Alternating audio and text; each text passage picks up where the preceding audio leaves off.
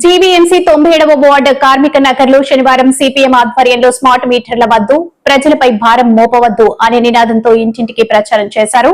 ప్రజలు ఏకమై స్మార్ట్ మీటర్లు ఇంటింటికి బిగించకుండా అడ్డుకోవాలని నినాదాలు చేశారు.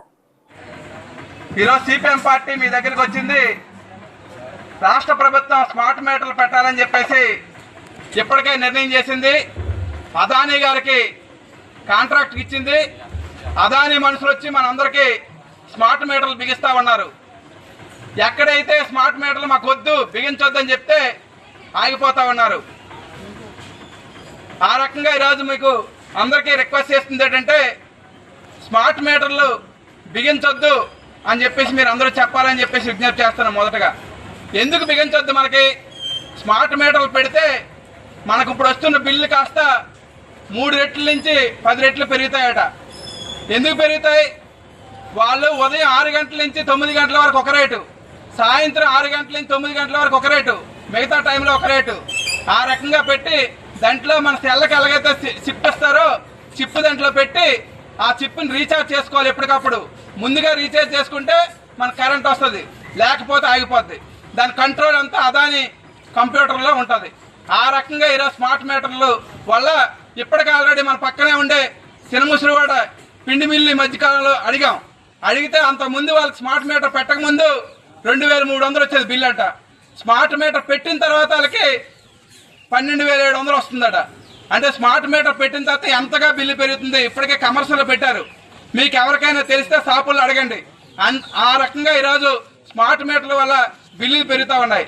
రెండోది ఇంకోటి ఏంటి, ఇప్పటికే ఆల్రెడీ మనకు తెలియకుండా 15,000 కోట్ల రూపాయలు సర్దుబాటు ఛార్జీల పేరుతో వేశారు. ఏంటవి? 2019లోను 2020లోను 2021లోను మనం కరెంట్ అప్పుడు కాల్చామట. అప్పుడు సరిగా బిల్లులు కట్టలేదంట. దానికి ఇప్పుడు అదనమైన భారం వేస్తున్నారు. నేను అడుగుతున్నాను చంద్రబాబు నాయుడు గారికి, మీరు ఒక హోటల్కి వెళ్ళి 2020లో భోజనం చేశారు. అప్పుడు మీరు 5,000 10,000 కట్టుంటారు. మరి ఇప్పుడు ఆయన ఆ బిల్లు సరిపోదు అదనంగా కట్టండి అంటే మీరు ఏం కడతారా? మీరు ఆ రకంగా కడతారంటే చెప్పండి, మేము కూడా కడతాం. కానీ ఎప్పుడో అయిపోయిన సర్దుబాటు కరెంటు బిల్లుకి 2020లో కట్టిన కరెంటు బిల్లుకి ఈరోజు మా మీద 15,000 కోట్లు వేయడం చాలా దుర్మార్గమైంది. ఇది ఒకటే కాదు, రెండోది స్లాబ్లు మార్చారు ఇష్టారాజ్యంగా.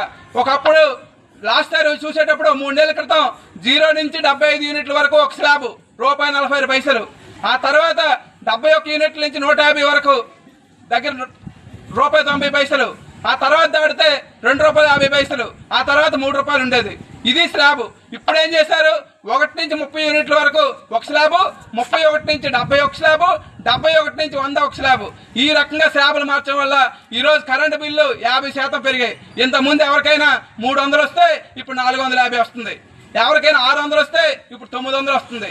ఆ రకంగా ఈరోజు కరెంట్ ఛార్జీలు ఇప్పటికే పెంచారు. ఇంక ఇవి సరిపోదని చెప్పేసి స్మార్ట్ మీటర్లు పెట్టబోతా ఉన్నారు. అందుకే స్మార్ట్ మీటర్లు వద్దని చెప్పేసి యావత్ ప్రజానీకం వ్యతిరేకిస్తున్నారు. ఇంతకుముందు చెత్త పన్ను ఆ రకంగా వ్యతిరేకించాం, ఈరోజు దాని రద్దు అయింది. ఆ రకంగా ప్రజలందరూ కూడా ఈరోజు స్మార్ట్ మీటర్ని వ్యతిరేకించాలని చెప్పేసి కోరుతున్నాం. ఇప్పటికే మనం చెప్పారు, ఇంత ముందు కరెంటు తీగ కట్టుకుంటే సాకు కొట్టేది, ఇప్పుడు కరెంటు బిల్లు పట్టుకుంటే సాకు కొట్టే పరిస్థితి వస్తుంది. స్మార్ట్ మీటర్ పడితే ఇంకా పెద్ద సాకు కొడుతుంది. కాబట్టి అందుకనే ముందుగానే ప్రజానీకం అందరూ కూడా ఈ స్మార్ట్ మీటర్లు వ్యతిరేకించాలని చెప్పేసి సిపిఎం పార్టీగా విజ్ఞప్తి చేస్తున్నాం. లేకపోతే రేపు వచ్చిన తర్వాత కొత్తగా స్మార్ట్ మీటర్ పెట్టేసిన తర్వాత అప్పుడు లబో డబో నాకు ఎక్కువ బిల్లు వచ్చింది నేను కట్టలేకపోతున్నాను అని చెప్పేసి అనుకుంటే ఉపయోగం లేదు. ఇప్పుడే వ్యతిరేకించాలి. ఆ రకంగా వ్యతిరేకించేటప్పుడు మొండిగా వేస్తే 100 ఫోన్ చేయండి, లేదా సిపిఎం కార్యకర్తలకి ఫోన్ చేయండి, మేము వచ్చి అడ్డుకుంటాం. ఆ రకంగా ప్రజలు ఎప్పుడైతే అడ్డుకుంటారో ప్రభుత్వం వెనక్కి వెళ్తుంది. ఇప్పటికే ఆల్రెడీ మనం చెప్పిన పని కాదు ఇది. లోకేష్ గారే యువకాలంలో చెప్పాడైనా ఏంటి, రైతులకు అందరికీ అప్పుడు స్మార్ట్ మీటర్లు వస్తే ఆ స్మార్ట్ మీటర్లు తీసి పగలగొట్టండి అని చెప్పాడు. మేము కూడా ఇలా సిపిఎం పార్టీ లోకేష్ గారు చెప్పింది ఇప్పుడు చెప్తున్నాం, ఎవరైనా స్మార్ట్ మీటర్లు పెడితే పగలగొట్టండి, లేకపోతే మీ సిపిఎం కార్యకర్తలుగా వచ్చే పగలగొట్టాల్సి వస్తుంది. అటువంటి పరిస్థితి తెచ్చుకోవద్దని చెప్పేసి ఈరోజు అదానీ గారికి హెచ్చరిక చేస్తున్నాం, ఇక్కడ రాష్ట్ర ప్రభుత్వానికి హెచ్చరిక చేస్తున్నాం. అందులో భాగంగా రేపు 19వ తారీఖున సచివాలయం దగ్గర ధర్నా చేస్తున్నాం.